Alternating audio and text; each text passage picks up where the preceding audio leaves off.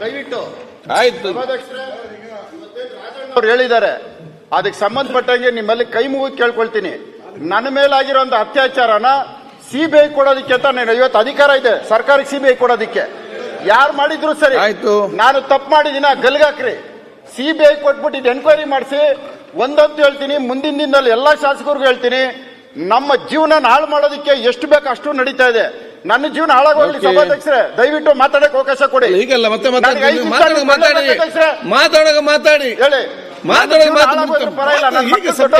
Budget ಅಲ್ಲಿ ಸಭಾಧ್ಯಕ್ಷರೇ ನಿಮ್ಮ ಕೈ ಮುಗಿ ಕೇಳ್ತೀನಿ, ಕೇಳ್ಕೊಳ್ಳಿ.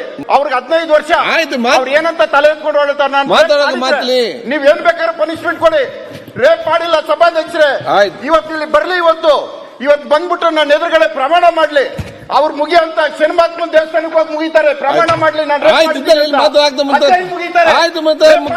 ಮಂತ್ರಿ ಆಯ್ತು ಪ್ರತ್ಯಾಗಿನಿ ದೇವಸ್ಥಾನಕ್ಕೆ ಹೋಗಿ ನನ್ನ ಮೇಲೆ ರೇಪ್ ಕೇಸ್ ಮಾಡಿದೀನಿ. ನಾನು ಈ ತರ ನನ್ನ ಜೀವನ ಹಾಳು ಮಾಡೋದಕ್ಕೆ ರೇಪ್ ಕೇಸ್ ಹಾಕ್ತಾರ ಇವರು.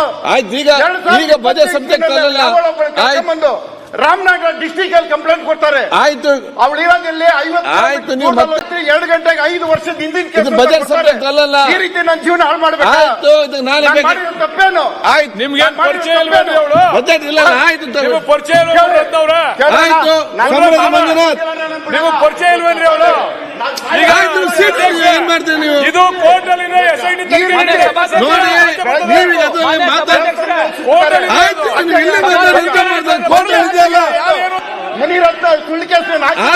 ತನಿಖೆ ನಡೀತಾ, ಇಲ್ಲಿ ಯಾಕೆ ಮಾತಾಡ್ತೀರಿ? ಇಲ್ಲೇ ಸಭೆ ತೆಗಿಬೇಡಿ. ಬಜೆಟ್ ಬಗ್ಗೆ ಮಾತಾಡ್ತೀರಿ, ಯಾಕೆ ಈ ರೀತಿ ಮಾತಾಡ್ತೀರಿ? ಆಯ್ತು ಮುಂದೆ ಆಯ್ತು, ಮುಂದೆ ಈ ರೀತಿ ಮಾತಾಡ್ತೀರ? ಇಲ್ಲ ಆಯ್ತು,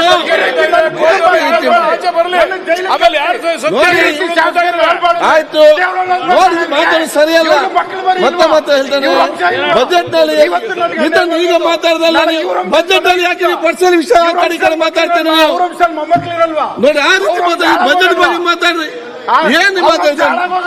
ಸಮ್ಮತಿ ಮಂಜುನಾಥ್ ಕಂಟಿನ್ಯೂ ಮಾಡಿ. ರಮೇಶ್ ಜಾರಕಿಹೊಳಿ ಜೀವನ ಮಾತಾಡಿ. ರೇವಣ್ಣನ ಮನೆ ನೋಡಿ, ಏನ್ ಬೇಕಂತ ಮಾತಾಡಿ. ಏನ್ ಮಾತಾಡ್ತೀರಿ? ಯಾವ ಶಬ್ದ ಮಾತಾಡಿ. ನೋಡಿ, ನಾನು ಕೂತ್ಕೊಂಡು ಸುಮ್ಮನೆ ಕೂತ್ಕೋಬೇಕಾಗ್ತದೆ. ಸರಿಯಾಗ್ತದೆ. ನಾನು ಆಯ್ತು, ಈಗ ಆಯ್ತು, ನಿಲ್ಲಿಸಿ. ಆಯ್ತು, ಈಗ ನೋಡಿ ಮತ್ತೆ ಮಾತಾಡ್ಬೇಕು.